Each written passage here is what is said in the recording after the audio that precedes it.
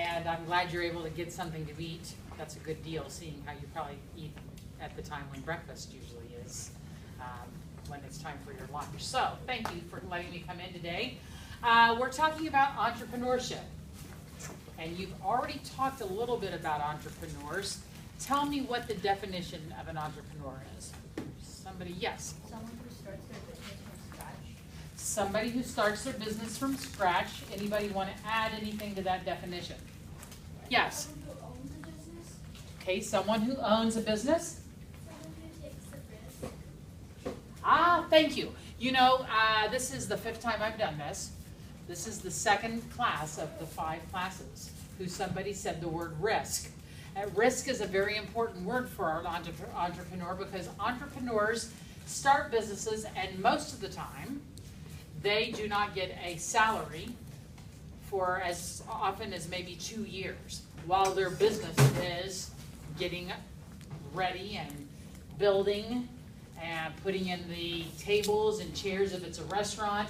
So they live off of their savings, and that's a big risk, because your 2 teachers who are in this room today, they basically are not entrepreneurs because they have a paycheck. They do a job, they come here at a certain time in the morning, they leave at a certain time in the afternoon, and they are not entrepreneurs because they're not investing their own money and waiting for the school to make money before they get paid. There is also an idea of a social entrepreneur. Does anyone know what a social entrepreneur is? Anybody want to guess? I'm going to give you some names. These are some names of some people who are social entrepreneurs.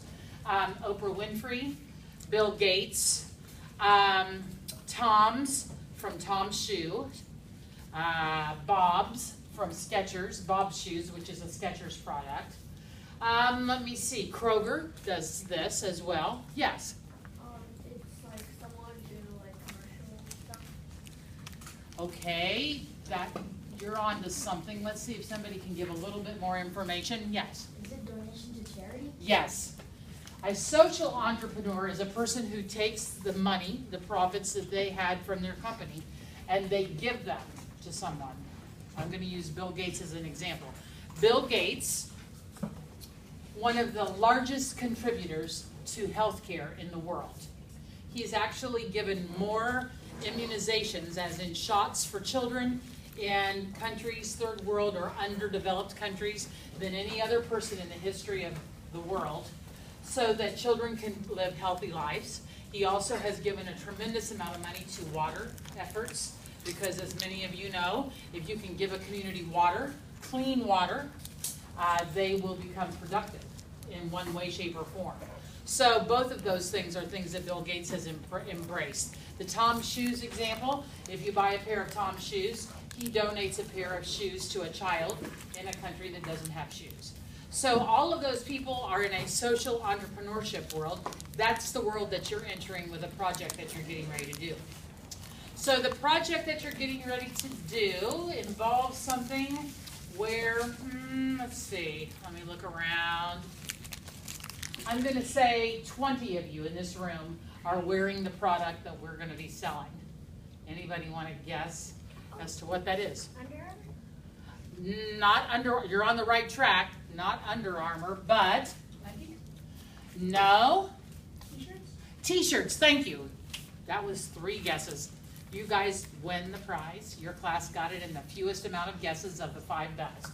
T-shirts. So you're going to be selling a T-shirt. And you think, oh man, a T-shirt, really? Really, really? That's what we're doing in this gifted program, is selling a T-shirt? Like, wow, that's so exciting.